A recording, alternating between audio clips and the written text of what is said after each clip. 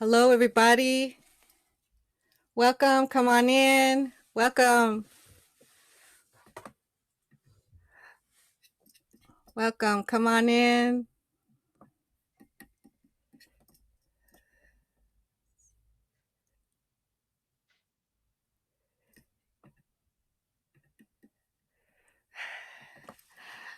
Okay, welcome. I'm going to stop that share.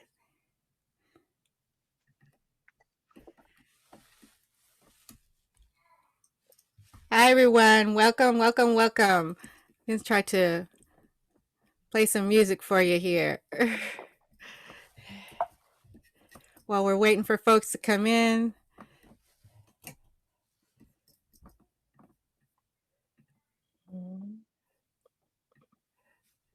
See if it works.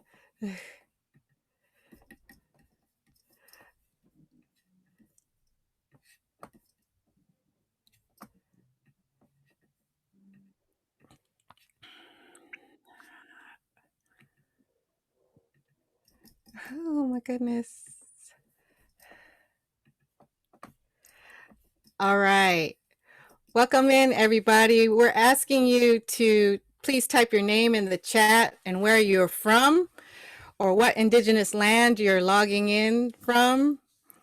If you're an actor or poet or Filipino or from Dante's hometown of Pittsburgh, California, or my hometown of Seattle, Washington, we want to know that too. You can use the chat for that, for comments and reactions. And you can use the Q&A function later for Q&A, questions and answers. Trying to get my video going and songs going, and it's not happening for me here. Here we go. Here we go. All right, we're gonna play this. I don't know if it'll work. And best believe that I can handle it. Dante Basco, the king. Hold on.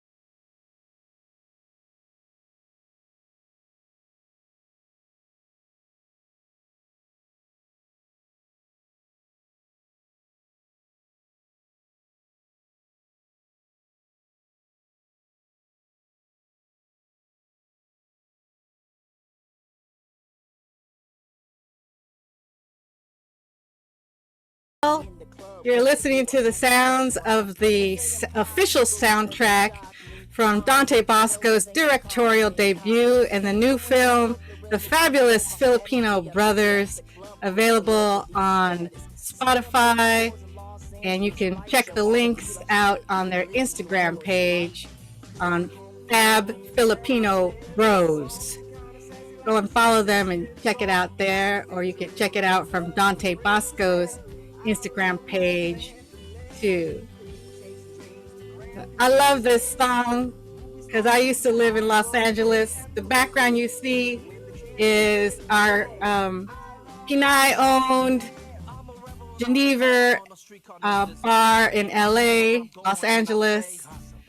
Shout out Don Mabalan is in the heart. This is from our Filipino American Alumni Association's fundraiser background. I kept it up in homage to where Dante and where I used to live, and Dante lived too. So we'll go to this. I'm gonna stop this. Check this out. It's a great soundtrack. Ruby Ibarra and other great folks are on it. So we'll come up here. I think you can hear at the end. Give me a pen and a shovel, I write killer. Lin-Manuel Miranda. 2018, get stopped by a Nazi who pops your political bubble. Give me a pen. And Dante comes in somewhere. Ukarsh Amdukar. Check it out on YouTube, Vimeo, Vivo, Ukarsh Amdukar. Rufio featuring Lin-Manuel Miranda of Hamilton fame, and our guest today, Dante Basco. All right. I think we'll do this. Nope. Okay. For those of you who don't know who Dante Basco is, I'm just going to play you a little fan video. And can you see my screen? I hope so. All right, let's try play it. The myths are real. Whoops. They have an ancient rivalry. Well, at least it's a... All right, did y'all enjoy that? I hope so. Let me officially welcome you. My name is Emily Lawson, or Auntie Emily, Professor Lawson, as some of the students call me. Today is Wednesday, March 24th, 2021. This is Asian Pacific Islander American Studies, American Culture 353, History 454, Asians in American Film and Television course at the University of Michigan, Ann Arbor. Since we are still in a pandemic, we have been meeting virtually this year actually.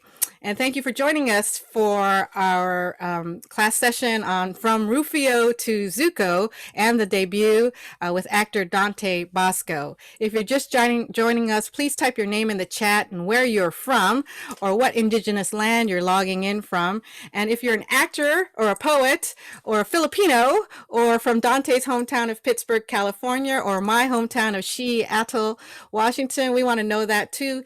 You can use the chat for comments at any time and reactions to what we're talking about. Since we can't see you, we rely on the chat, and we'll try to monitor that, or we have event staff, Lisa Toon here, to kind of monitor that for us too. Please use the Q&A later on function, use that Q&A function to ask a question a little bit later on. Thank you to our sponsors, the Asian Pacific Islander American Studies Program, the Department of American Culture, the Filipino American Students Association as well, and especially from American Culture, our event coordinator, I mentioned, Lisa Toon, who made the flyers, set up this webinar, and did all these great things for us. Shout out to the United Asian American Organizations, UAAO and FASA, for helping spread the word and for asking me for years to kind of make this event happen and to invite our guest speaker. I've known our guest speaker, Dante Basco, for years. We were kind of in same circles as poets in Los Angeles, but I left Los Angeles when he started his the Poetry Lounge, which he talks about in his book, and he's going to talk about a little bit today. But we reconnected at a Midwest Filipino American Students Association conference, MAFA. Shout out to MFAS, MAFA, and the good folks up in Milwaukee, Wisconsin, who at Marquette University, who brought us out to keynote that conference together and had a grand time. So it's been quite a few years since then, and I'm so honored to be able to have him back here. Dante Basco is an award-winning American film, television, and voice actor who has appeared in over 30 films and over 65 television shows, web series, and video games. He's best known for his roles as Rufio, the leader of the Lost Boys in Steven Spielberg's film Hook, as you saw, Prince Zuko in Nickelodeon's Avatar the Last Airbender, as Jake Long in Disney Channel's American Dragon, Jake Long, and as Spin Kick from Carmen Sandiego. He starred as the lead actor alongside his three brothers and sisters in the independent film The Debut, the first Filipino-American film to be released in American theaters nationwide. And for those folks in the class, you had to watch that film, so I hope you have some questions about that as well. In 2019, the independent press Not a Cult published his book From Rufio to Zuko, a memoir detailing his life as a working class actor of Filipino heritage. And y'all had to read that book too. So if you have questions about the book, drop those in the Q&A a little later too. Um, Basco was born and raised in California to a Filipino American family of performing artists. He continues acting, writing, performing spoken word poetry, streaming on Instagram and Twitch, and his new feature film that he directed and starred in just debuted last week at South by Southwest Festival. It's called The Fabulous Filipino Brothers. Please give a warm, warm welcome to Dante Basco. Yo, what's up, everybody? How y'all doing? Emily, so good to see you. I'm happy to be here in Michigan. I'm Dante Basco, originally born in Pittsburgh, California, the land of the Miwok. Now live in Los Angeles, here in Beverly Hills at the moment, which is the land of the Chumash originally, but I'm Filipino. And my parents come from Pangasinan and Zambales. And of course, I'm Prince Zuko, so I'm coming from the Fire Nation.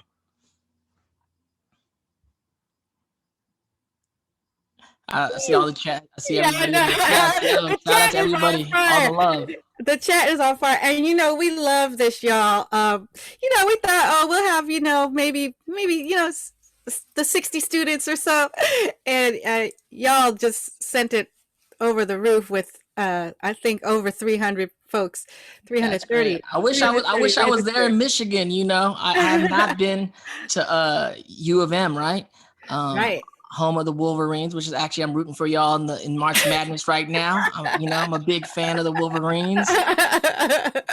So go blue, go right, blue. I won't get into the go Huskies and go Bruins thing. But yes, all right. So we're just gonna kick back and let the conversation flow a little bit. Students did have to post some questions on our Canvas website, and we're going to get to those in a little bit. But I wanted to just have you kind of start out, as you know, I'm an oral historian and also a spoken word poet. So I want to kind of get to some of that. But before we do, I just want to ask you a question in terms of some of the students were asking this too. Where we're at right now on the clock of what time is it on the clock of the world is something that Grace Lee Boggs, one of my mentors, always used to say. What time is it on the clock of the world for us, and where we're at in this moment as Asian Americans, as Filipino Americans, and just kind of wanted to, I don't want to do moments of silence because if you've seen my poem, I don't believe in that because silence is what silences our communities. But just to give space and hold space and just to recognize for our communities that we're going through a time right now where there's awareness being shared now about Asian Americans and stop API hate. I just want to know if you have some thoughts on that you want to share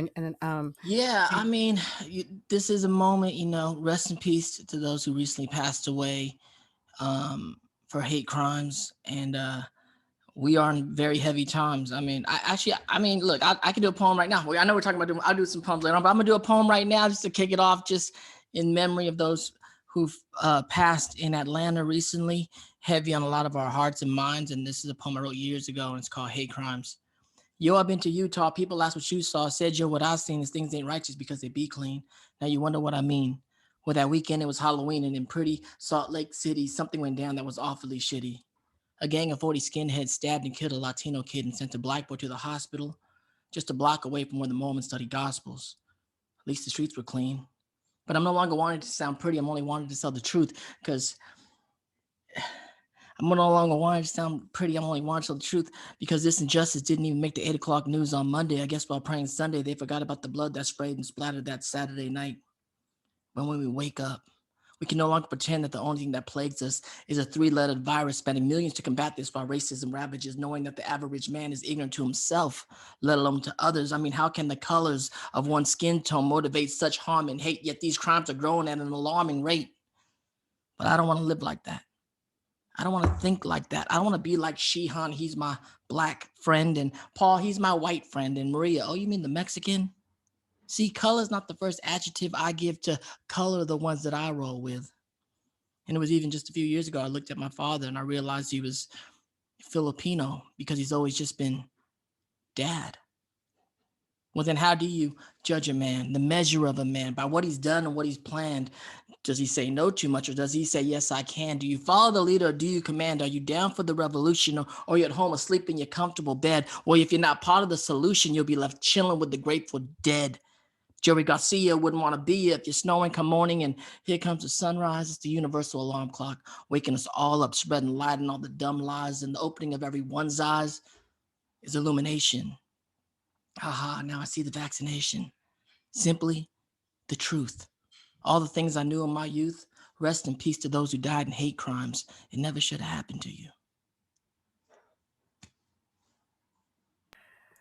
Woo! I don't know if we have reactions on the webinar, but yes. Hey, thanks for the snaps. Look at that chat. Firing off all the snaps. Yes. Oh my goodness. I don't think I've heard you do that one before. No, that's an old poem I wrote years and years. I mean, it's sad that you write these things and they keep going on, but I was shooting a TV show at that time in Utah and Salt Lake City. I think it was a Touched by an Angel or Promised Land, one of those shows. I did both those shows. And then that happened during a Halloween. I was like, this is crazy. But it keeps going on. I think, like you said, moments of silence aren't good, but moments of truth and moments of, thought are probably better. I'm with you on that. Professor Emily, I'm so happy to be.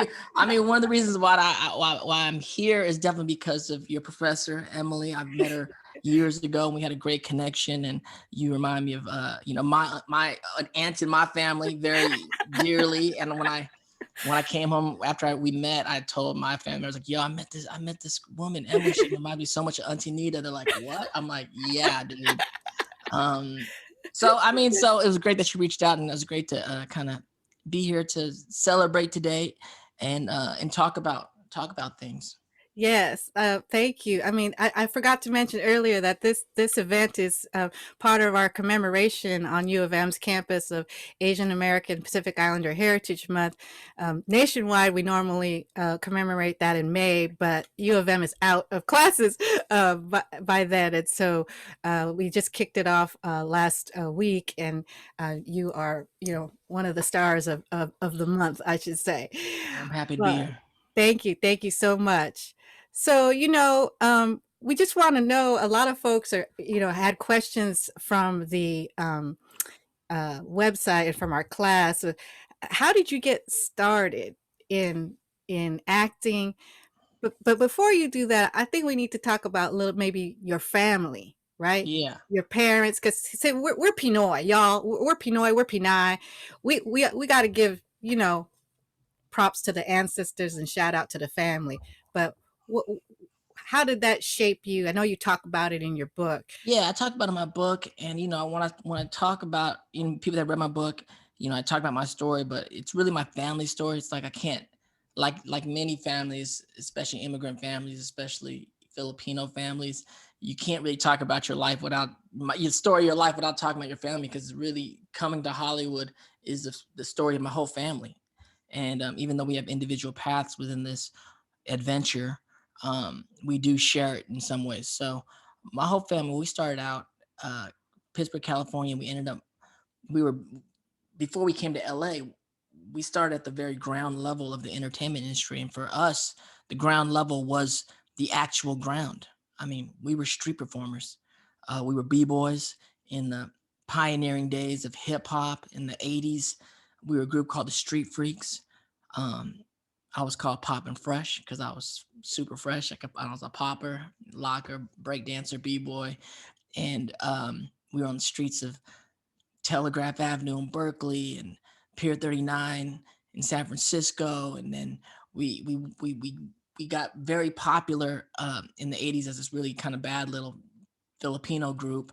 And, we won all these contests on the weekends. I think my mom said like over a year's time, we had placed in like 30 contests, 30 breakdancing competitions. And then we got picked up by the San Francisco Ballet Company. Well, we got picked up by the San Francisco 49ers. We did the halftime show for the San Francisco 49ers, started getting paid to dance. got picked up by the Oakland A's, started dancing for the Oakland A's, and we were like Bay Area boys. Then we got picked up by the San Francisco Ballet Company. They were looking for more young male dancers. They didn't have enough male dancers, and so we got scholarships, lifetime scholarships, to the San Francisco Ballet Company as break dancers. But then they started to teach us ballet, and it was very much like the Billy Elliot movie. If anyone's ever seen that, I mean, me and my brother saw that movie, and it kind of moved us to tears because it was like, felt like our story. And that success in the Bay Area led us to LA. And it got to a point where my mom was like, she came into us individually and was like, do you guys want to leave home, and the success that we were having in the Bay Area as somewhat hometown heroes, and then, jump into like the ocean, which is, Hollywood, which is the biggest market for entertainment in the world, right? And individually, we all agreed to it, like, yeah, let's go. So then we jumped into our red van, our little red, GMC van, with $100 bill. My dad had gave us like $100 and was like, gave us basically like 6 months to make something happen, or we got to come home. And we made this, that a lot of artists do it. I mean, every day, every year, the pilgrimage to LA, the mecca of entertainment, to have our hand in Hollywood. And when we jumped in the van and moved to LA, I was 10. So that was all happened before I was 10, the Bay Area stuff. And then our careers in Hollywood took off from 10 on. And that's kind of like how my story goes. And then I was very fortunate that the first thing I auditioned for, I ended up booking, and it was like one of those kind of Hollywood stories, next thing you know, on a set. But beyond that, we studied many years. We studied dancing a lot of years, but then we started studying acting because we got really serious. And me and my brother studied together in the same acting troupe for 20 plus years, and where we studied the craft of acting and filmmaking. Then I started filmmaking and writing, created the Poetry Lounge. And these things kind of happen. I mean, I love talking at colleges because it's education, and I didn't end up like, usually when I talk at colleges, sooner or later, like, students be like, what college did you go to? I'm like, I didn't go to college. I went to the college of Hollywood. You know what I'm saying? I started working out when I was 10. I was a B-boy before that, when I was like 8. And I've been kind of living the artistic lifestyle my whole life. But that being said, I still got an education, and the education came throughout acting and drama schools, came through producing plays and showcases. My education also came through forming a band with my brothers, Fly Brown Dragons, and touring up and down the West Coast. My education was growing up on sets and learning filmmaking firsthand from the directors and writers and prop masters and soundmen and grips and gaffers, and being around it, and being having insatiable just thirst for knowledge. Like, how does this work? What are you doing here? And then also part of my education is creating the Poetry Lounge, DPL, the Poetry Lounge, which is originally Dante's Poetry Lounge, which started in my living room. And it was a open mic that I just started hosting, friends of friends, and then bringing in my, some of my best friends in the poetry scene and favorite poets, Shihan, poetry, brother Jamel, and then that becoming DPL, the Poetry Lounge, which started in my living room, but cut to 23 years later. It's the largest weekly open mic venue in the country. Inspiration that became Def Poetry Jam on HBO, went to Broadway, won a Tony, and that is education too. And no education is better than any other education. It's all about you guys out there, kind of like being, having the wherewithal while you're getting your education to actually get it. Because there's a lot of students also in college that will go through 4 years of college. I have friends like that too. They didn't get any education. They didn't really get it while they're there, and they're out here afterwards trying to figure it out. So I always say, the education you're getting, wherever you're getting it, just be present and really receive it. You know what I'm saying? Yes. Thank you. Thank you for that. Um, you covered about 10 different questions that the students had. Let's keep going. We'll keep going. So Yeah. we're doing real good. It's awesome. I want to go back a little bit to your parents, because my parents, I forgot to say, my parents came from Tondo and Leyte and Tacloban. Okay. Okay. So we're Tagalog, we're Visayan. You said you're Pangasinan. Uh, Pangasinan. can you tell us, like, how were your parents able to? They're immigrants, right? Yeah, Or my parents are immigrants, but they actually came over so young. My grandparents are like first generation. So my parents are really kind of second generation. They don't speak Tagalog anymore. They came over as kids. I mean, my dad was actually born in the Philippines on the base. Both my grandparents are World War II veterans. So my dad was born as an American citizen on the base. You know what I'm saying? So when he came over at like 4 or 5, so I'm actually, I don't know. We're I don't know what yeah, generation, like third. we're You'd be third gen, or third. You'd two be and a third half or generation. something Right, like that. right. Um, so my parents, it's very interesting because they're very American, and a lot of my friends now, especially my friends who are children of immigrants, whether they be Asian or Latino or any different ethnicity, they always trip on my parents because they're like, damn, your parents are hella American. Like they ain't got no accent. They can't even speak their native tongue. They're like them, and I'm pretty much like their children. Yeah. It's generation wise. And so that was kind of interesting because really when you watch the movie I did, Fabulous Filipino Brothers, it's really a love letter to them and a love letter to my small town of Pittsburgh, California, which is a big community of Filipino Americans. It's like Filipino, Italian, African American, Latino. That's Pittsburgh, and a very blue collar town. And there's like such an Americana piece of how we grew up. It's just a Filipino Americana kind of feel. But that being said, as an adult, one of my things, probably 10 years ago, I started producing Asian American films predominantly. And I had a real, been very blessed in my career. I feel very fortunate to have the career I've had and continue to work today. But as a producer, as a creator of the story, not just a character within someone else's story, I felt very strongly that I wanted to tell our stories, from our perspective. And part of that was me wanting to reconnect with my homeland that I was not born but I wanted to go home to it. And so I started making these trips back and getting real connected with the art scene there because I'm an artist and the filmmakers and it's been really beautiful to reconnect with home, but also doing that, reconnecting with my parents' homeland. And years ago, I produced a project called the Basco Bine Project. And I brought my brothers and sisters home for the first time and my parents back home after years. And we teamed up with the Department of Tourism of the Philippines. And for a month, we toured around all of the Philippines and then researching ultimately the provinces in which my parents are from, both in Iba and Zambales, my mom's side, and my dad's side in Alaminos, 100 Islands in Pangasinan, and going to where our grandparents are from, and then winding up on the rice fields, right? Like we wound up on the rice fields in Pangasinan, where my grandfather grew up. My dad had all these little memories as a kid being there. And there's literally some of my family members still in bahay kubus. And for people that don't know, bahay kubus are their bamboo houses on stilts above the ground, above the rice fields and stuff like that, right? And there's like the pigs and the chickens and the stream in the back. And my dad's like really emotional because the stream's back there. And it's like they've probably been living similar to the same way for the last, who knows, hundreds of years. I don't know. Yeah. And it just was really dawned on me, was really powerful because it was just like, to think of my grandfather being here, growing up here and living here. And, just 2 generations later, his grandson is making movies in Hollywood, right? Right. It would be the same as if my grandson is walking on the moon.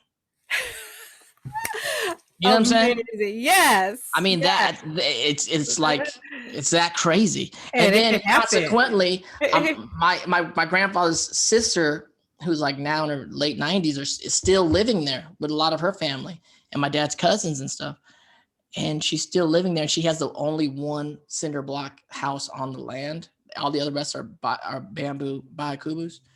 And then my dad and my aunts are looking at their cousins, and it's just one, they're first cousins. And then you think about different choices that happen, just one choice. You know what I'm saying? Right. And you're like, wow, look how different our lives are. Right. I'm looking at my cousins, my second cousins, and it's just like, right. different, not worlds, universes, it feels like. Yes. Yeah. Yeah. So, I see some parallels. My family too, came to America after the war, after World War II, to escape that. We had members in our family who fought in the first Filipino Infantry Regiment and the Philippine Scouts and all of that. So, shout out to my cousin who's out there right now. Shout And, out. her father was a survivor of the Bataan curricular death march. And so, Yeah. So you my look at. grandparents too. My grandparents also. Oh, all right. See, Mhm. and that's kind of a thing. That's kind of a bond that a lot of us have. Um, and uh, my friend Shane Bernardo, who is an activist, Pinoy activist, Mhm. um, and kind of connected to the earth in Detroit. He says that as Filipinos, Filipino Americans, we often carry a lot of that trauma of the ancestors within us, right? And what we do is kind of what we do with our lives is kind of an answer to that. And Right. I see you as doing all the positive to come away from some of that historical trauma that we've Yeah. I shared. mean, the Bataan Day Parade was one of the biggest celebrations in our hometown of Pittsburgh, California, every year. And not just the Filipinos, the American soldiers that fought, they're all, these guys all fought together in World War II together there. And there would be a Right. parade down the center of Main Street, Railroad Avenue, and whatnot, every year. And over the years, the veteran, it's gotten smaller and smaller now. It's at the Veteran, it's at the Phil Am Association every year. And my Yes. grandfather was a part of it when he was alive. There's only like 2 or 3 of the soldiers and the widows of the soldiers Right. alive. But yeah, my grandfather was a part of it. A lot of my family was a part of it. And there's, you get crazy stories that we just don't talk about. Like my Yeah. cousin, my grandfather's brother had his little brother, whose uncle Ellie, who passed away. My cousin, they found a little Japanese sword right in his box, and they were like, "What is that sword?" And they were like, years later, they're like, "Why did they have a little Japanese sword in Gramps' thing?" And they said, "Well, my grandfather got shot by a Japanese dude during the Bataan March. He survived, right? Purple Heart." But then they said, I guess their group during the war or something, they didn't really talk about him, killed that guy and took his sword. Oh my goodness. Like, these are the stories that you hear Oh within my like the family that goodness. is like 1,000 years ago, but Right. no one really talks Right. about it. And we're like, what? Right. They're The, like, the, yeah, Grandpa Damaso got shot by the Japanese. Then Uncle Ellie and them did this. And I was like, and then that's the sword? They're like, yeah, that was the dude's sword who shot him. I was like, right. If what are you we talking about? You guys are doing some crazy stuff. They're if like, yeah, that if wasn't. if you watch the incredible documentary called Untold Triumph, the story of the First and Second Filipino Infantry Regiment, Yeah. the late Domingo Los Baños, he was in the infantry regiment. He tells a similar story of a lock of hair, right, that they found, during fighting in the war. Check it out. Noel Ezone produced that film, and Check that out. and Lee Diamond Phillips. Lou Diamond Phillips. True. Shout out to Lou. Lou Diamond Phillips narrates the film. Yeah, I mean, there are other Filipino Americans in Hollywood, and I think you all are uplifting us. Shout out to my manong David Magdael, I know I see David Magda on there. What's up, our David? incredible press person. He says you can have a whole travel show, just based on what you said, and I think that would be really cool. We take you on the road and stop in all these spots, have some food, do some poems, Exactly. do some songs. Get inspired, go around the world, get inspired, write some new poems. That's right. So this may be a good segue for you to, you want to drop another poem. I know you and I both have Where Are You From poems, since we're there now. And if I had choreograph this a little bit better, we could have went in and out of a duet. But this is your show, so I'll let you go if you're ready. Otherwise, I can rock some. Okay, all right. Let me here's mute a poem called Where Are You From? Where are you from? Well, that's a loaded question. See, I grew up in a blue-collar town, simply meaning the blacks and the browns, of me being of that category, plus my pops made less than 40. Geez, yeah, it's clear to see that me, I be, well, blue-collar. Better yet, broke most of the time, even better, poor. But when you're young and you're poor, you don't know that you're poor. It never occurs to you that you don't have a bed. Everyone sleeps on the floor. 18 in a house, one bathroom, someone always knocking on the door. At least it was fun. Let's get back to where we started. Where are you from? See, where I'm from, there are cops and there are gangsters, also known as gangbangers, not unlike the cops and robbers of the movie. But unlike the movies, it's not so black and white. There are areas of gray. And that is to say, it's hard to distinguish the difference between being pulled over by a cop or being hit up by a gangster. Both evoke a bit of pity, a bit of pain in the pit of your stomach. I think it's anger masked by shame. Maybe I'm getting ahead of myself. Let me explain. Followed by a cop.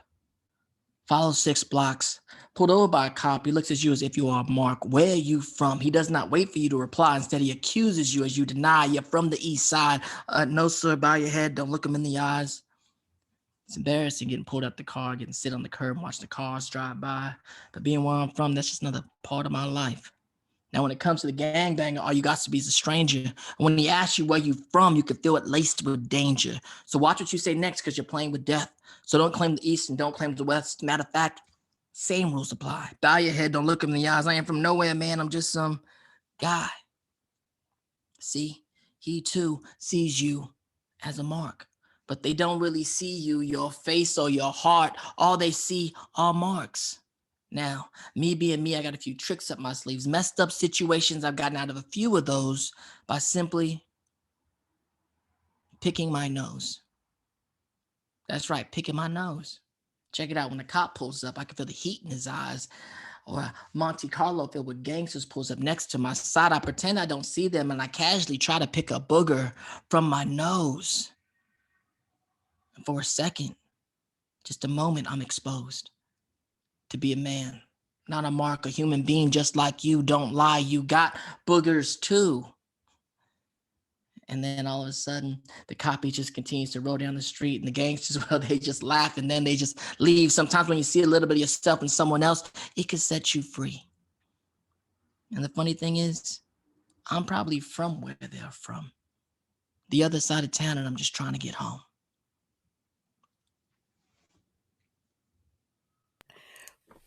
Woo! Thank you. Yeah, that's the poem. Oh man. Yeah, that's Pittsburgh, but also that's Paramount. When I grew up, when me and my brothers and my family moved to LA, we were blue collar. We couldn't afford a lot. We ended up moving into a town called Paramount, California, which is right next to Compton. If you come down 710, you you exit Rosecrans, make a right, it's Compton, make a left, that's Paramount. And Paramount was where we're from.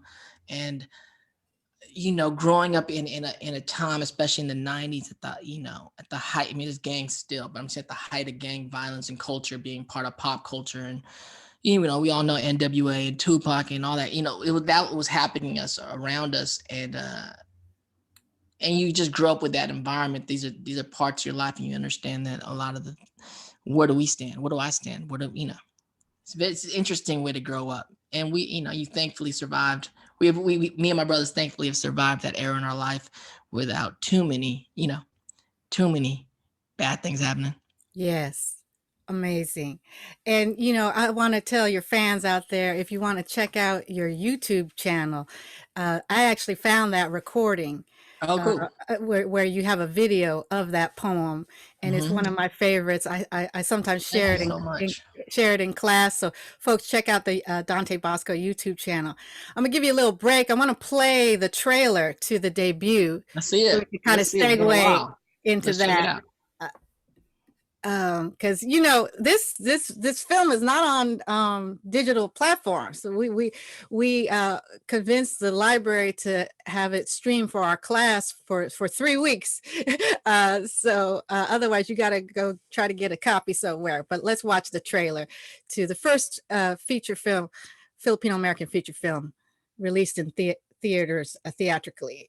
Let's try to play this big screen.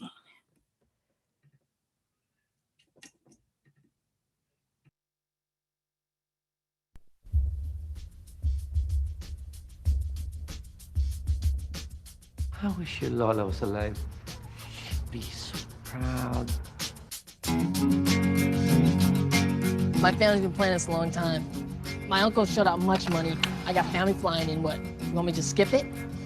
If you're Filipino, you can cha-cha. It is in the blood. Another doctor will make the family very proud. I'm not gonna be a doctor. Ruben, we've settled this already.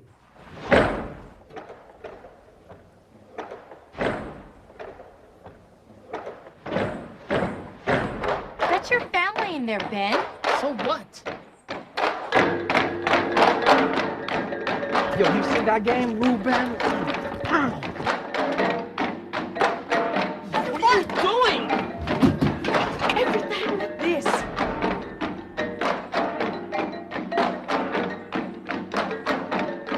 Spoiled, that's what you are. I gave up my life making sure you don't go through what I did. Ikinahiya ka ng pamilyang ito. I didn't expect this to happen. You did not expect because you didn't think. I'm not a white boy. Oh, yeah? Who do you roll with that ain't white? You actually think you're better than all of us, huh?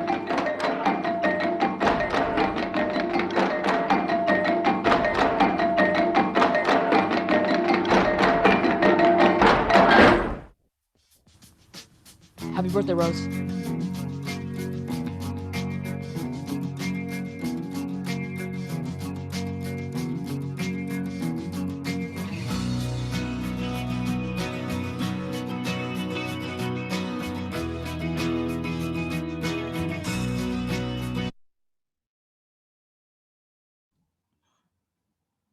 Wow. That brings back a lot of memories. For sure. Yeah, well, it's the 20th anniversary of the release of that film. Although I know it had to have taken like 10 years because I know to make that film, because a lot of us were part of the community fundraising for it. Yeah, there was a lot of. I mean, shout out to Gene Kahayan and John Casser for writing the script, and Gene directed the film. We just celebrated our 20-year anniversary. I just did a Zoom kind of reunion with the whole cast and crew. So shout out to all those folks, and I mean the late great, Eddie Garcia, Tirso Cruz, who I actually casted in Fabulous Filipino Brothers, also Gina Alahar. I mean, that was a seminal moment. That was the first Filipino American film produced in Hollywood, and it's part of the lineage of the films that ultimately led up to like Crazy Rich Asians. And so I'm proud to be a part of that kind of lineage and that conversation to lead up to this really golden time for Asians in Hollywood and pop culture right now. I mean, we're at the highest profile we've been as Asians in Hollywood in the world, really. In Hollywood, especially in the history of Hollywood. Mm-hmm. And so that film was really important, to a lot of people, especially the Filipino community. To me personally, the first time I got to play Filipino on film, which was amazing. And then the lessons I've learned as a filmmaker and as a Filipino filmmaker were really strong. I mean, my biggest takeaways for that film was, I didn't grow up on Filipino TV and film. And so I didn't really know Eddie Garcia or Tirso Cruz III and Gene Alahar. But when I worked with them, I've worked with big stars. And then it was the same feeling. There's this weird thing that happened. Like I'm acting with these guys and I'm like, oh my God, these guys know what they're doing. The thing about it is it's, acting is a craft like any other craft, and you need, your 10,000 hours to get mastery over it. And a lot of times as ethnic actors in Hollywood, they only hire us to do certain kinds of stuff for years. You come in, do a scene or two, and that's great, but that's not, what these guys have been. These guys have been the stars of their movies for 20, 30 years, 40 years, Eddie Garcia, 50, whatever, 10 decades, right? And all that time is just like the white stars that we grew up with that I've also got to work with, whether it be a Robin Williams or Dustin Hoffman or Antonio Banderas. And there's a star quality, and there's a kind of power of the craft of filmmaking, of understanding how your face works on camera, on taking moments of what you can do, which a lot of times actors, you just don't get that time, especially as like ethnic actors in Hollywood. And so working with these guys, I realized, oh my God, like this is happening all over, not just in the Philippines, all over the world. And we're not celebrating them in America as much just because we didn't grow up with that art. We're so dominant on white male dominance in Hollywood storytelling. But that really opened my eyes to the other talents out there in the world and what is possible. Right. And so that's kind of led me to places as a producer and storyteller of things I want to tell stories I want to tell, and stories I want to celebrate, and actors I want to work with. Nothing against I love Hollywood. I'm a product of Hollywood, and I'm very fortunate to be a product of Hollywood. But there are other, there are other colors on the palette. We want to see ourselves, we want to see ourselves. And I mean, I think that's why, I just want to give a shout out and thank you to you because, for 30 years, you've been holding it down for us and for our community, really, since you were a child.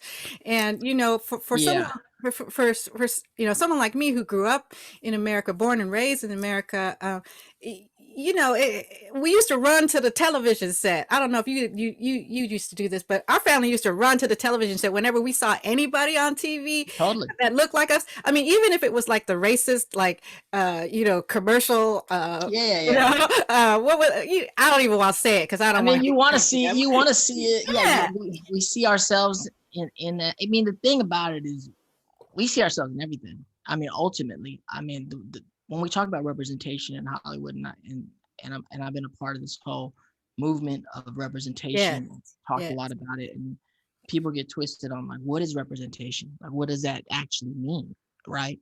And how I like to discuss it is, you understand that, nearly every role I've ever done in my career, and anyone has done in their career in Hollywood for the last 100 years of Hollywood, like I would say upper 90 percentile of all the roles ever written were from the perspective of a white male. Yeah. Period. Yeah. And it doesn't make it racist. It doesn't make it wrong. It makes it their perspective of the world and your character through their perspective, right? Right. Which is fine. But the problem with that is it's been 99% of the stuff out there in pop culture. And so in this new era of media that we're moving forward in, we must tell stories from our perspective. Right. You understand? And consequently, you're going to see some roles, some white male characters from our perspective that you may be cool with or not cool with. And that doesn't make that racist or anything. It just makes it an artistic conversation. That's how artistic conversations happen. The problem with the conversation is it's been so one-sided dominant. And in the new era of media, it's got to be a little more opened up, and we have to share our stories from a different kind of storytelling, from different perspectives. And that's actual representation, because, we can put, 4 or 5 white males in a room. Yes. And we can tell you the idiosyncrasy differences between them and have empathy for them. The differences between a Brad Pitt and a Johnny Depp and a Nick Cage. This guy's more like this guy's more like that.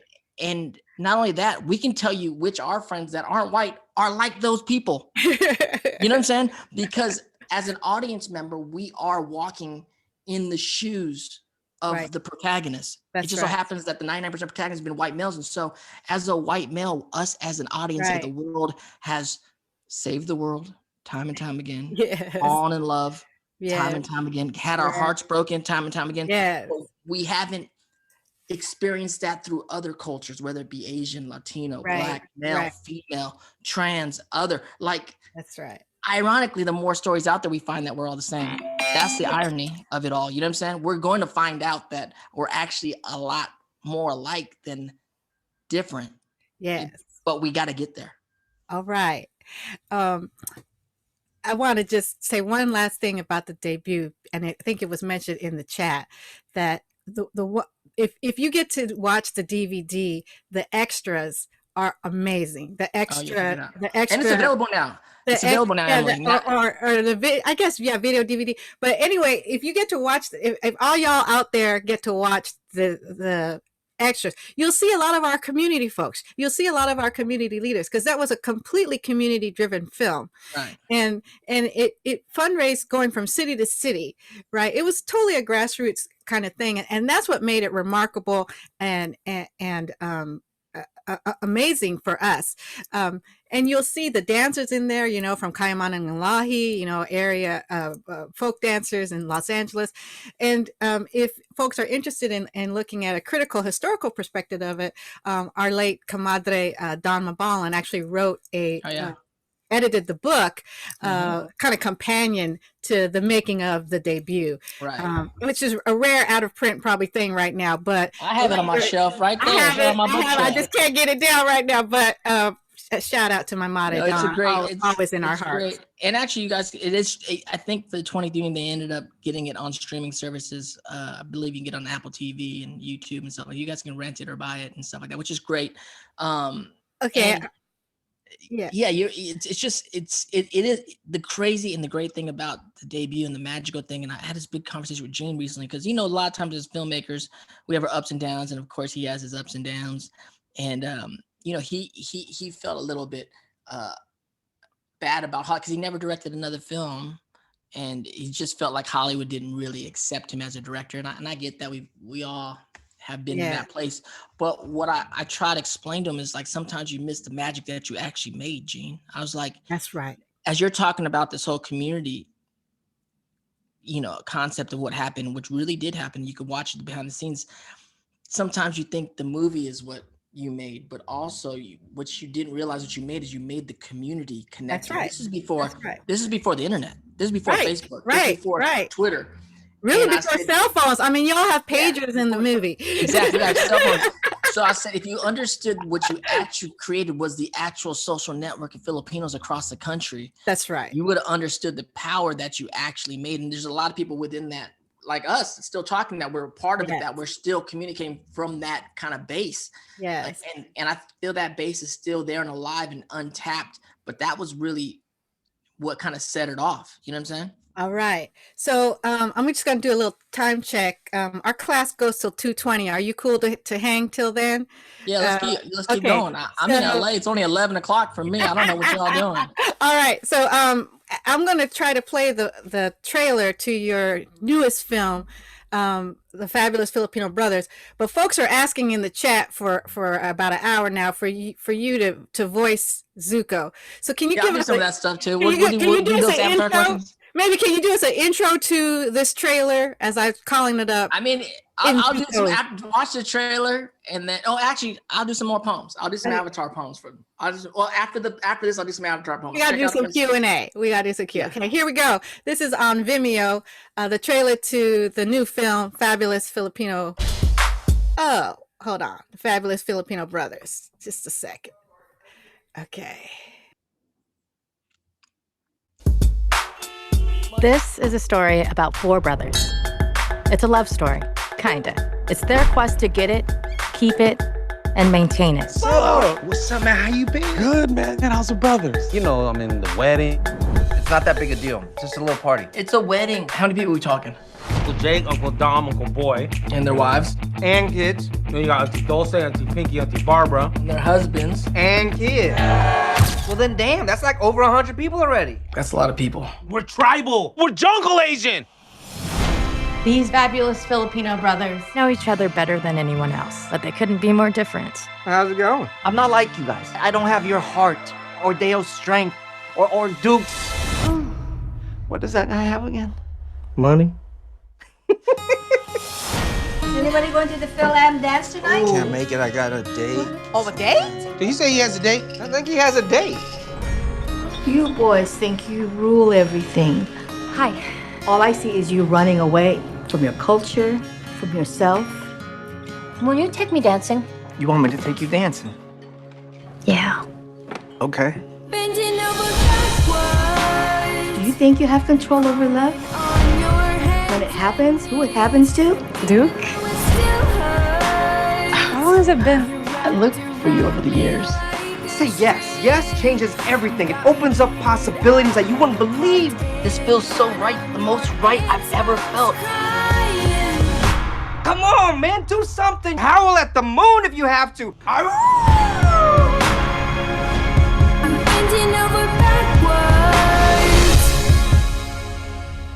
David, you gonna bring someone? You better not be bringing any hoes. Guess not.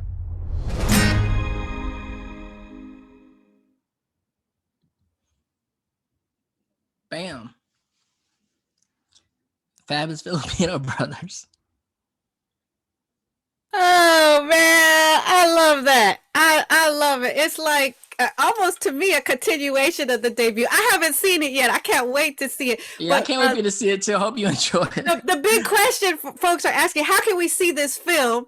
We're working at it just premiered at the South by Southwest Film Festival last week. And for people that don't know what South by Southwest is, it's like one of the premier festivals in America at Austin, Texas. and Sundance, South by, Tribeca. Those are films. So us premiering at one of the premiere festivals is a big win for us personally, the Basco family, but also a big win for the Filipino community. And we had Filipinos had 3 films in the festival this year. Islands, so shout out to Islands. Also a short film called Learning Tagalog, and Fabulous Filipino Brothers. So that was a big win representing at that festival. But it'll be out, we're talking distribution deals now, and maybe, me and my producing partner, Ron Erickson, are talking, off the legs of the debut. It's like, we kind of want to go back and kind of revisit the communities out there around America and just kind of go, even if we got to do drive-ins right now, and just kind of like do something fun and do some meet and greets and kind of like reconnect the community, which I think is about time for something like that. You know what I'm saying? Yeah, I'm just going to put it out there. Y'all know that I'm the national president of the Filipino American National Historical Society, better known as FONS. Let's talk. Let's get something popping. We would love to have that, screened at our upcoming 2022 conference next summer in my hometown of Seattle. So y'all in Seattle, make it happen. That'd be great. Yeah, but I mean, we've done that with our community, our historical society chapters. We have 40 across the country.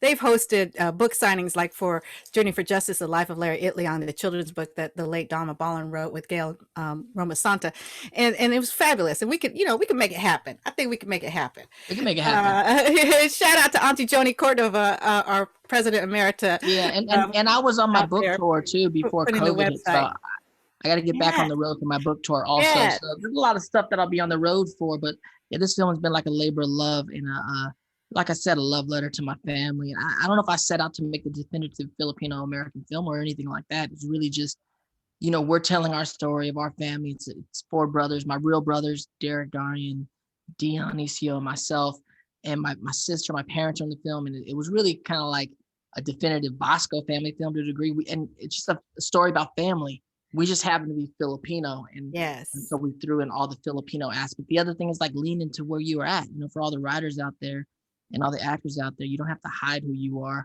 Lean into that. There's gold in that. You know what I'm saying? And can I just say, your real family, your birth family, I mean, y'all hella Filipino names, right? Because it's like your dad was Darius, or with a D. Darius, Darius. Ended up with D names. Yeah, we all got D names, but the funny thing is, in the movie, the 4 brothers are named after my dad's brothers. Like our Basco brothers are named after those Basco brothers in the movie, which is Darius, but his nickname's Deo. And then Danton, whose nickname is Danny Boy. And then Douglas, whose nickname is Duke. And then there's the youngest brother's David, but no nickname is too. We got American by then. That's just David. Wow, that's amazing. And hella Pinoy, I should say, as Don would say. Yes. Okay. We have about 15 minutes, and I want to try to get to some of the Q&A. Let's do Q&A. I mean, I know there's a lot of fans out there from Avatar. I'm just drop some poems real quick for the Q&A. So, my whole voice acting career is another thing just for all you students out there, you're in college. And the one thing I want to just instill in you guys is, you guys have plans. I had plans. We all have plans, and you should work hard for your plans. But being a voice actor was never part of my plan. You also have to have that wherewithal sometimes to like understand when certain doors open up, and being able to, take the risk and walk through certain doors. And there may be other things out there planned for you that may be even better than your plan. Things you have no clue about. And that's what voice acting has been for me personally. And I got to play a character, which a lot of you guys know, which is Prince Zuko, the Fire Nation, which is probably one of the greatest characters I got to play in my whole career. And so just to honor that sometimes, especially at Comic-Cons and stuff, I do these quick poems that I've dropped online for this character. And so it starts like this. A poem called Honor, for something lost or misplaced, etched into your consciousness like a scar upon your face. This honor that you chase isn't always what you thought. Matter of fact, the fact that you always had is the very reason why you set out to prove its existence from the start. Toph Bei Fung, so small but so strong, she moves mountains. Next time I go on a life-changing adventure, you're invited to come along. A poem for my friend that doesn't even bend, but his heart's as big as the rest of them. Plus, he always has my back. Plus, he makes me laugh because he's funny. And when his girlfriend turned into the moon, all I could say was, "That's rough, buddy." And then the last poem's for the girl. Sometimes the memory of what could have been is so much stronger than what actually happened because the feeling of perfection lasts longer. And even though we didn't end up together, it'll never change the fact that you changed my life forever. Zutara. So those are some poems written. Oh my goodness. Those are some poems for all you people that know. You guys know what I'm talking about. For people that don't know what I'm talking about, right. I have talk to to someone who tell loves you, Avatar. They'll know what I'm talking about. I have to tell you that my children have been watching. I don't know if they're watching this feed right now, Right. but they watch Avatar, because now it's in whatever. On Netflix, yeah. Netflix now, and it's easily accessible. So people are reliving their childhoods now, and our children now are reliving those episodes. So thank you so much. All right, I want to I don't know, Lisa, if we could allow Fimisone, are you there? Or one of the students wanted to just give a shout out to you because her sons are big fans of yours. Fimisone, are you on? If you are, can you do something? Put yourself in the chat. All right, Lisa, can you allow her to come on? Are you ready to come on screen? Okay, there you go. All right, go ahead, Fimisone. Hi, Fimisone. Hi. Hi, how are you? Well, how are you? So glad to meet you. This is Ian. What's up, Ian? How are you doing? He has a important question. Go ahead. Shoot. Is there ever going to be another Avatar show? That's a good question. They just dropped, Nickelodeon just dropped, they're coming back together and doing an Avatar universe. So there'll be more than one, there'll be several shows. So Avatar got so popular again, and shout out to Mike and Brian, the creators. They just dropped with Nickelodeon that Nickelodeon is creating the Avatar universe, which is going to be a series of a lot of different things. We'll all see what's going to happen. But I suspect more Avatars coming. We've had Avatar Aang from the Air Nomads. We've had Korra from the Water Tribe. The next Avatar would definitely be an Earth Kingdom Avatar, and then of course, rounding out the circle of elements, there would be the Fire Avatar. So we look forward to what's coming. I don't know specifically what's going to happen, but I know a lot of stuff is coming for sure. Hey, wait. Thank you. Thank you. Thank you. Thank you so much. Thank you so much for joining us. All right. And you answered about 30 other people's questions with that question. Great. Great. All right. I think our next question is going to come from Archie from our class. Archie, did you want to come on screen? And if so, type something in the chat so Lisa can see you and add you to the screen. Otherwise, you could just unmute. I think Lisa can. All right. There he is, Lisa. Let's bring Archie into the room. I'm sorry, we can't get 300 people up. I know. That's what I miss. I really love just kind of, I wish I was there. One of my favorite things about talking with students when I spend some time and kind of getting to know what people are studying, where they're at, what they're doing. Archie, what's popping? Hi, Dante. Thank you so much for joining us today. It's really Thank awesome getting to hear everything that you're saying. So my question for you, I know you had been talking about sort of like the Asian American community in Hollywood and sort of like the status that they've kind of been accumulating throughout the years. So I was kind of wondering, has that the Asian American community in Hollywood, have they been treated any differently since the COVID-19 pandemic began? It's a good question, Archie. Thank you for the question. Of course, the world's changed. The world has been changing. Our voices have been bigger. Us as artists have felt more empowered to talk about things. As far as how we've been treated, there's been, look, we're America. It's been felt all across the country, the anti-Asian sentiment. Los Angeles, in pockets and things we've also been impacted by that. So it's been on a lot of our minds, and a lot of people have been kind of band together to speak out about it and to really approach it more in a vocal way than we have historically, which I think is great. And which is also is impacting a lot of Asian creatives and what they're putting out there social media wise, also what they're creating will come out for years to come now. So I think it's really important, really to really start to look at, Asian, just the hate towards Asians, very fascinating. I would in no way like to want to compare it to, African Americans and or Latinos. We all have it in different ways and how it's been historically treated towards us. And now as things are coming to light, how we approach it moving forward. But of course we've been impacted, and I can't wait to see what art comes out of that mostly, and to speak out about it. So thank you so much for the question. Thank you so much. Pinoy pride. Pinoy pride. All right. Thank you, Archie. Appreciate you. All right. We have about 8 minutes left. There's some questions that are in the Q&A box. Yeah, I see them. We run through them. And some of them are really similar to the questions that the students posted. So I just want to kind of get to some of them. Yes, we are recording. It will be shared probably on... Lisa can probably tell me, probably on the Asian Pacific Islander American Studies website, maybe. I'm not sure. We'll let you know. All right. Haley's question, I think, is similar to what others have asked, especially given the current events in the Asian American community. How can we use the lessons that characters such as Zuko learn in Avatar in our lives right now in regards to race, culture, and hate crimes?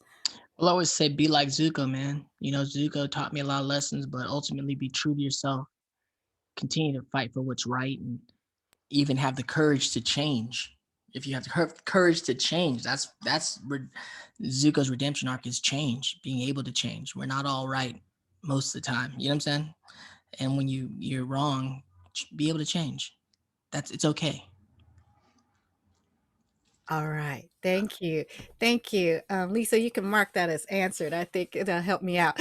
Let's see. We're going to scroll down. I think you answered a lot of these in the other. Yeah, that's the other one that's really interesting. It's Okay, go by ahead. anonymous attendee. It says, as an Asian American, Yes. what advantages, disadvantages do you think you have in terms of acting in America compared to Asians that aren't American born race?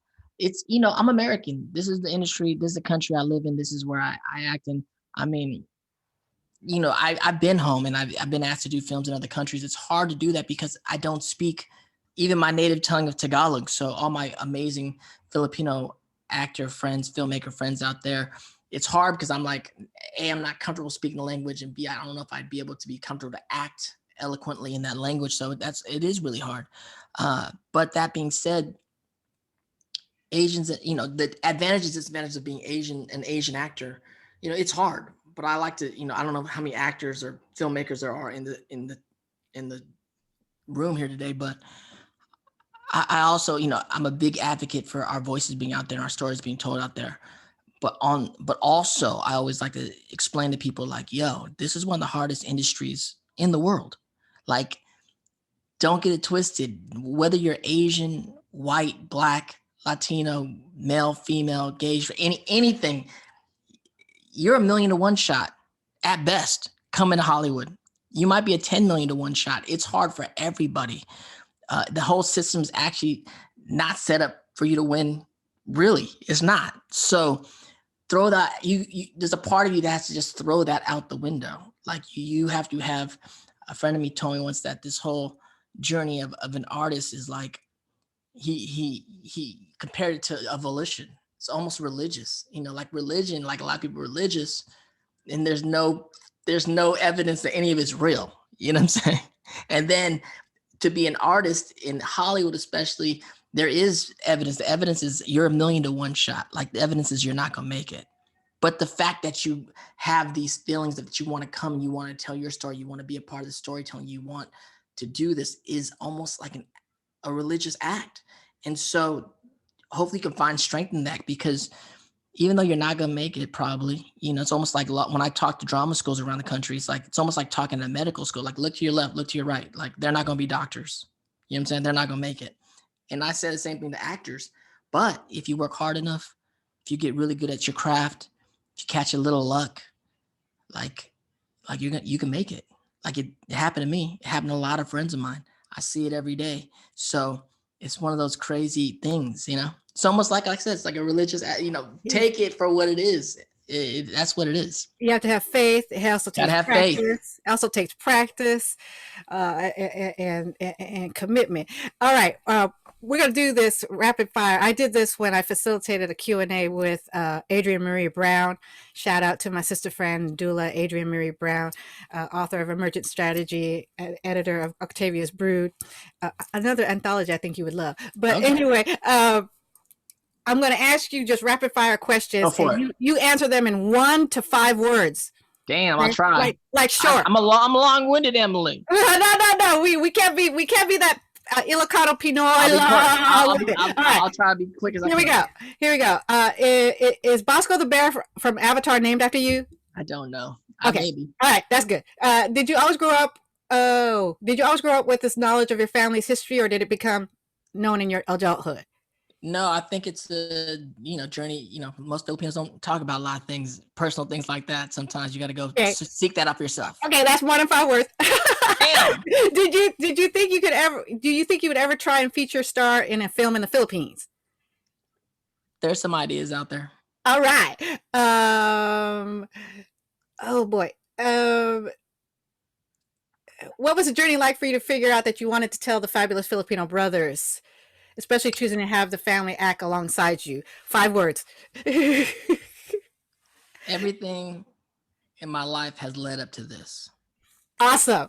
Shout out to School of Social Work API Coalition. How can we have an influence on other API communities to engage in activism when we do not have as strong of a voice as yours?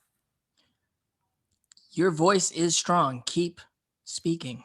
Yeah, see, you could do it. All right. If you could give advice to younger self, what would that be? No one really cares about it. Just do your thing. No one really cares. Just do you. All right. Will you be in the next movie in Avatar Studios? We'll see. All right. What was it like to make this movie with your brothers? I think you already answered that.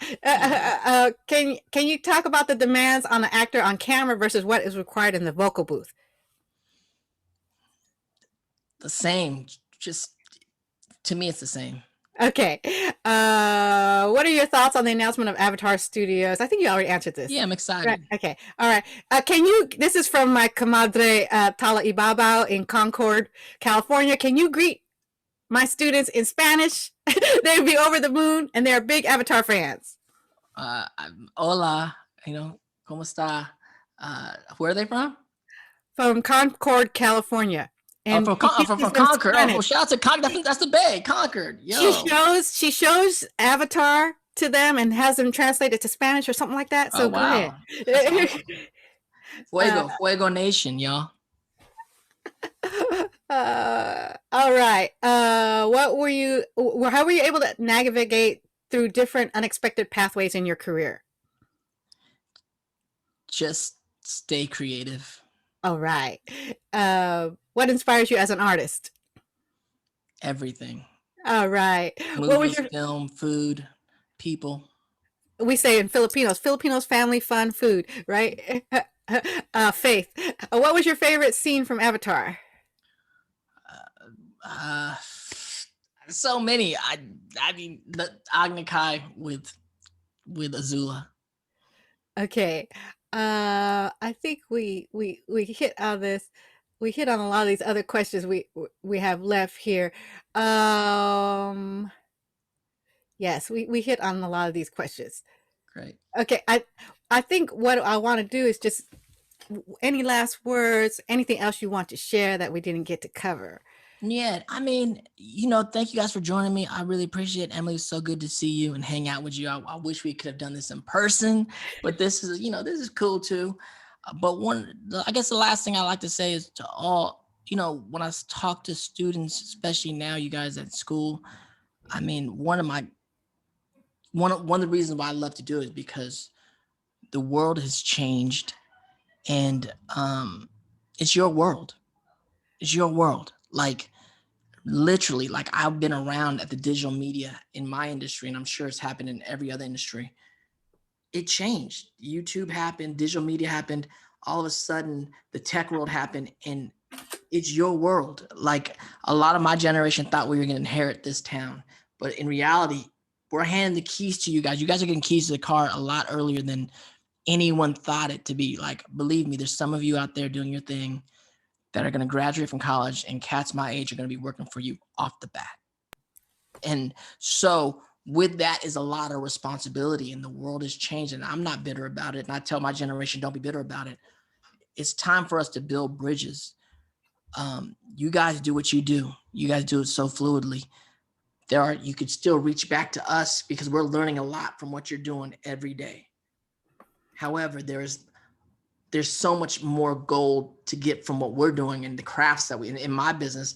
Acting hasn't changed, filmmaking hasn't changed, storytelling hasn't changed. The way it's being distributed out has changed. The way you guys are doing it has totally changed the game. So now's the time for us to build bridges and to build what's going to happen in the future. But I'm just putting it on you guys. It's like, it's your world, like literally right now, not 10 years from now, right now. And so good luck on that journey. We're here for you. I'm here for you. You know, Professor Emily here, Tita Emily's up. Ate Emily's here for you. And let's build bridges, and let's keep continuing to make stuff out there. What's the best way for them to reach you? On Instagram? Or? Yeah, Instagram. I probably, Instagram at Dante Basco, my TikTok at Dante. I do my Facebook. It just got hacked. I'm talking to Facebook right now. Someone hacked my damn Facebook. Yeah, forget that. Instagram is the way to rock most of the time, or TikTok. I've been having fun with TikTok. So all right. And follow at Fab Filipino Bros for any updates on the movie. You all know when it's coming to town near you and/or streaming service near you. Yeah, and I mean, if students want to bring the film out, I mean, that would be a great thing to do. Maybe for next year, when hopefully classes will be back in person, because it's one of those things where you got to see it live. All right, I just want to if you like this program, give it up for Dante Basco. Thank you so much. If you like this program, we have another one next Monday with an amazing Filipino American poet, Barbara Jane Reyes. She's going to be reading from her book, Letters to a Young Brown Girl, 4:00. And you could go to our American Culture website and find all of these different events that we have. tinyurl.com/letters to a young brown girl. Register for that. We have B. Vang coming in at the same time slot next week, star of Gran Torino, Hmong American actor. Also register on tinyurl.com/B Vang. On Friday, we're having a vigil for the victims of anti-Asian violence. Shout out to United Asian American Organizations and undergrads organizing that on the steps of Angel Hall. And in the morning, there is a panel contextualizing violence against Asians within the history of U.S. relational racism, sponsored by our Women and Gender Studies Department. You can go to events.umich.edu and find all of these different flyers and the Zoom links to that. Let me see. I think there was folks wanted me to give a shout out to the Justice for Angelo Quinto movement. If you don't know about that, please go look that up.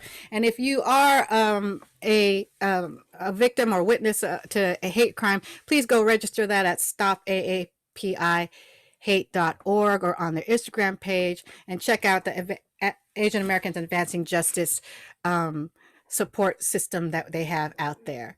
All right, thank you all for staying and joining us. Thank you from the bottom of my heart, Dante. Much love, mahal to you and your family, and we'll be in touch. Thank you so much. Thank you, everybody. Bye. Peace. Bye-bye.